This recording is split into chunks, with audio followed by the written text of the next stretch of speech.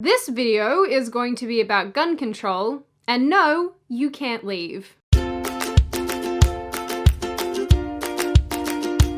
Hi, my name is Sydney, welcome back to my channel. So I know that there's a portion of you who are not American, who don't care about gun control, and who are just generally disinterested in why America is currently trying to set itself on fire. It's like a weird internet trend. Except instead of licking ice cream and then putting it back in the fridge, it's more a continent of people trying to fight the government. Again. I don't know. Living here is weird. Gun control in America is a debate that continues to rage on, and when it's not being stoked by the media, it's being exacerbated by people like David Hogg, who apparently is the gun control advocate that absolutely nobody asked for, but we got anyway. For the love of God, please, someone make him stop. And fuck Nazis. So today is the day that a huge pro-Second Amendment rally went down in Richmond, Virginia. The Second Amendment, of course, being a core part of the US Constitution that says that its citizens can keep and bear arms. Now, it appears that this exact rally actually happens to go down like literally every year, except that this year it's drawn a much larger crowd and much more media coverage because it's become a direct response to some crazy anti-gun legislation that's being proposed in the state of Virginia. Wonderful. So really, even if you aren't interested in America and its complete fascination with self-sabotage, I still think that this situation in its entirety is worth covering. Because it reads like a bad movie. A really, really bad movie. As far as situations go, it's the Elizabeth Warren-Bernie Sanders argument on the debate stage equivalent. A complete train wreck. So friends, sit back, grab a beer or hard liquor. We're gonna start at the start and it's gonna be a bumpy ride. Over the last several months, there's been a lot of crazy news about Virginia and a series of gun control laws proposed by its lawmakers. Virginia's Governor Ralph Northam says he plans to reintroduce the 8 bills he claims will save lives and improve public safety in our communities. These laws include, but are not limited to, legislation requiring background checks, bans on assault weapons, high-capacity magazines, bump stocks, and silencers, reinstating Virginia's successful law allowing only one handgun purchase within a 30-day period, lost or stolen firearms to be reported to law enforcement within 24 hours, and so on. Just to be clear here for a hot second, this is by no means an exhaustive list, and it certainly doesn't go through all the definitions that are being changed and all the caveats that are being put in. So if you are interested in more information about this, I will link some articles in the description box, and you can just be sad in your own time. So, as expected, people were not happy about this at all. At all. If these laws were a cheating spouse, all their crap would be on the lawn by now. Yeah, that ugly Hawaiian shirt you bought? On the lawn. That overpriced pair of shoes that you bought that are actually not that cute, that you really don't wear that much?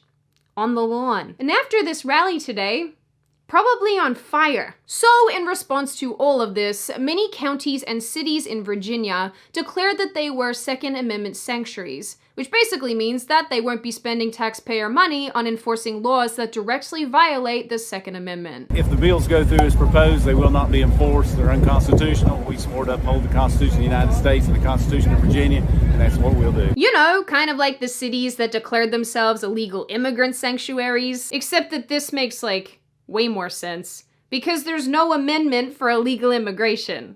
You see how that works, guys? Here's where this situation takes a psycho turn. In response to the sanctuary cities, some Democratic Virginian lawmakers suggested calling in the National Guard to enforce compliance and gun confiscation. Meaning, they want to bring in the National Guard to force people to do things that they want them to do. Yeah, that's what that is. Because yeah, what could go wrong with that? Yeah, this totally doesn't feel reminiscent at all of that one time, back in 1776. Even the governor of Virginia himself made comments on December 11, 2019 that basically indicated there would be consequences for law enforcement, and dare I say the sanctuary cities, for resisting any gun control laws that came into effect. I mean, I don't want to be a grumpy guts or anything, but that kind of just makes me wonder what these consequences could possibly be. Is everyone that likes guns a terrorist now? Are people gonna be locked up? up? Will he bring in the National Guard after all and then turn everyone into Jabba the Hutt type slaves? I don't want to wear an outfit like that. Come close for a second. Yeah. I don't want to see a single weird comment about me in the Princess Leia slave outfit, okay? This is not the weird thing that you watch on the internet. This is a family-friendly channel. We drink tea here. Anyway, the general vagueness of all of this terminology makes me deeply uncomfortable. And if I'm being totally honest, my favorite part about this entire situation is the response from the National Guard on Twitter, where they were basically just like, yeah, we're not gonna do that. Because if I'm not mistaken, something about this feels oddly reminiscent of— oh my god, Sydney. We get it. It's like 1776. Ha ha ha. You're not funny. Wow, you're being a jerk.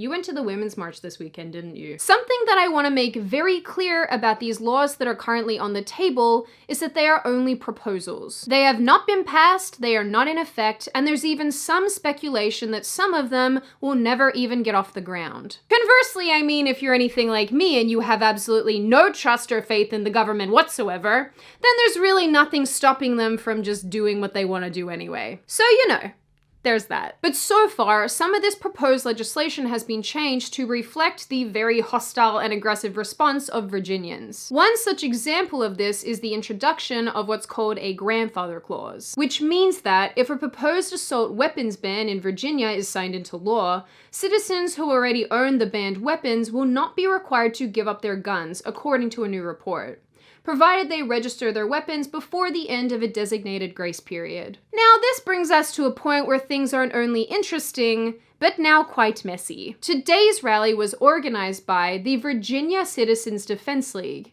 Today is what they call a lobby day, and according to their website, is not a day for protest necessarily, but is used to send a message that they are against more gun control in any way, shape, or form that negatively affects law-abiding gun owners. But as more and more people showed interest in the event and pledged to come, on January 15, Virginia's governor declared a state of emergency and banned people from carrying firearms in the area where the rally was held, citing what he called credible threats of armed militia groups storming our capital. On this front alone, it is worth noting that members of a white supremacist group were arrested in the days leading up to the event, although it's unclear what they were going to do there and why they were going. And all of this has led us to today. Obviously, full disclosure, I am in fact filming this before the event. So now you know, I'm not some time-traveling witch. Sydney of the future is gonna be taking over now because she actually knows what happened.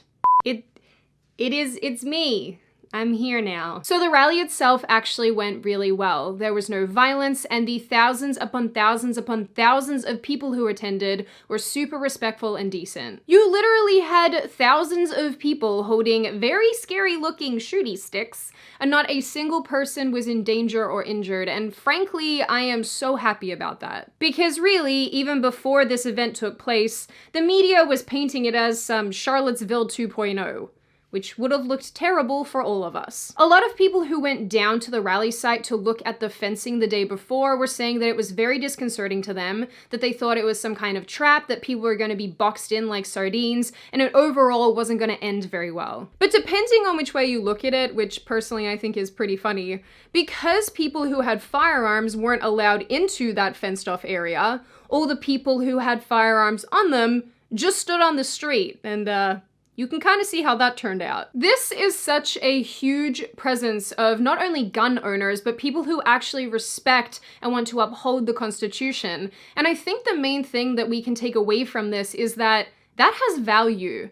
There is real meaning in what happened today. But because the world is not rainbows and butterflies and AK-47s, something really did bother me about this rally today. Every single thing that I read in the lead up to this event tarred it as a white supremacist neo-Nazi event. Even while people were at the event and people were tweeting about it or posting about it or talking about it, they still continued to call it a white supremacist neo-Nazi event. Now, you can't tell me that 25,000+ people are neo-Nazis and white supremacists, especially when you consider the fact that there were people at this rally today from all walks of life. Meaning that there weren't just white people there, but there were black people there, and Asians there, and women there, and men there. It wasn't just one particular group of people, it was Americans. But they mad because there wasn't no civil unrest.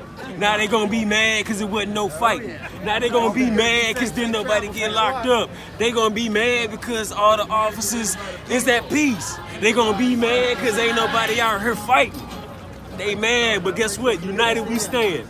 That's what this was about. I work at a gun store part-time, and I can't tell you the number of customers I see of all races, all colors, all creeds, who care about the Second Amendment and who just want to peaceably live their lives, enjoy their rights, and the Second Amendment. So that's why I'm out here. And big media, mainstream media be damned. If you take a good look at me, you can see I'm a black American.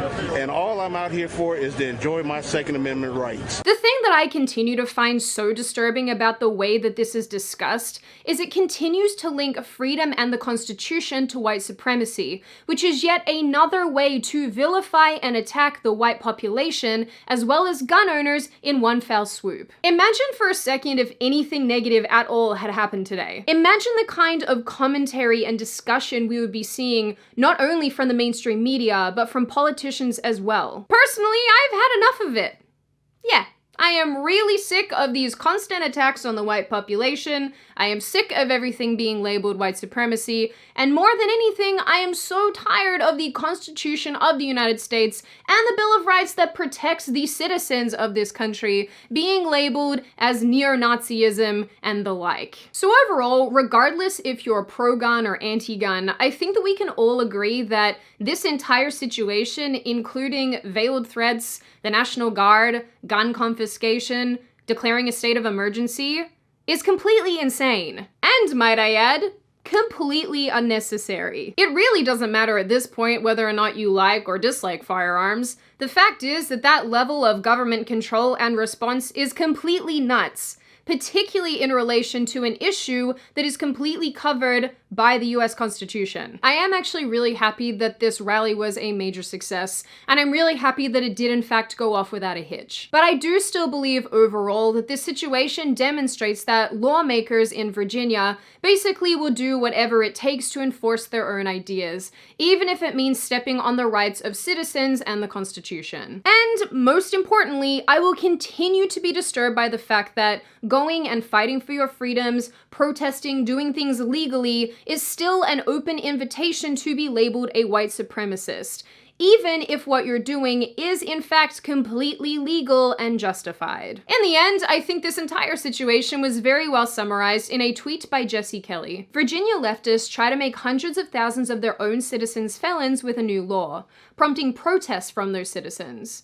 Then the government digs up a couple white supremacists to justify a state of emergency and ensure a disarmed public. Basically, every tyrant ever. I firmly believe that this is absolutely not the end of this situation at all, and there will be more developments to come here. But if we can take anything out of today, it's that gun rallies don't equal violence, but politicians have absolutely no issue infringing your freedoms if they think it's best for you. And if they can't win, they'll just label you terrorists and neo-Nazis. Now I open the floor to you. What do you all think? Are you pro-gun or anti-gun? Where do you think the line is when it comes to gun control? What did you make of today's rally? Do you think it went well? Do you think it went badly? And where do you think this situation is going to end up? As always, if you like the video, hit subscribe and the thumbs up button. If you want to leave a comment, feel free to do so. Just be respectful about it. And I will see you guys next time.